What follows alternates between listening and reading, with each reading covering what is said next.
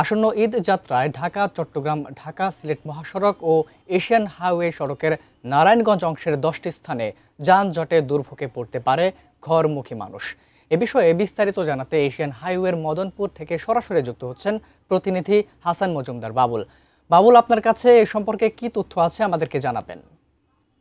ঢাকা সিলেট মহাসড়কে কিন্তু প্রতিনিয়তই কিন্তু আসলে এই সড়ক দিয়ে যদি আমি বলি যে সবসময় তো আসলে 18 থেকে 22,000 যানবাহন কিন্তু চলাচল করছে। তারপরেও কিন্তু বিশেষ করে শুক্রবার দিন এর যাত্রা অর্থাৎ ছুটির দিনগুলোতে কিন্তু এই সব মহাসড়কগুলোতে দিয়ে কিন্তু আসলে 30 থেকে প্রায় 35,000 যানবাহন চলাচল করছে।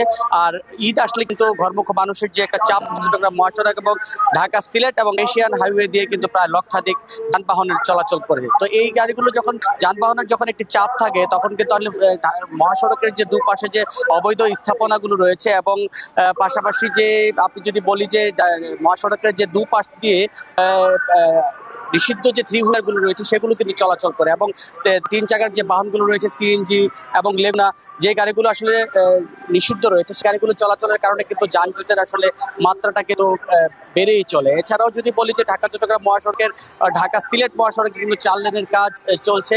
পাশাপাশি মদনপুর থেকে শুরু করে এশিয়ান হাইওয়ের যে উন্নয়নের যে কাজ চলছে সেগুলো কিন্তু চলছে, যার কারণে কিন্তু যানজটের আসলে মাত্রা কাজের ধীরগতি থাকার কারণে কিন্তু যানজটের মাত্রাও বেড়েছে। এছাড়াও যদি বলি একটা টুল প্লাজা কিন্তু রয়েছে নারায়ণগঞ্জ অংশে, যা কিন্তু নারায়ণগঞ্জ অংশের যে জায়গাগুলো আছে সেই জায়গাগুলোতে কিন্তু আসলে গাড়ি স্লথ হয়ে যায় এবং ধীর গতিতে চলে। তো যার ফলে কিন্তু আসলে আসলে ঈদ যাত্রায় আমরা যে বলছি যে নারায়ণগঞ্জের 10টি স্পটে আসলে এই ভোগান্তির কারণ হতে পারে সাধারণ মানুষের, যার মূল অংশগুলো হচ্ছে এই সিমরাইল মোড়ে কিন্তু রয়েছে আপনার কিছু খানাখন্দ রয়েছে।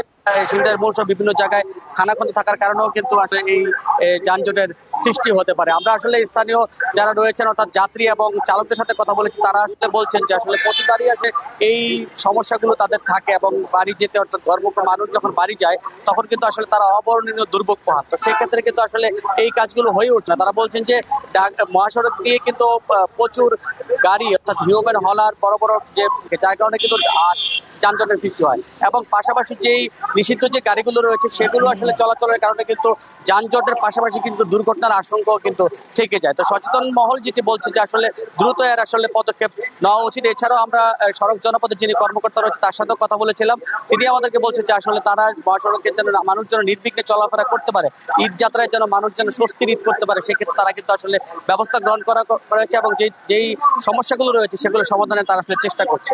আবিদ, এই ছিল বাবুল, আপনাকে ধন্যবাদ।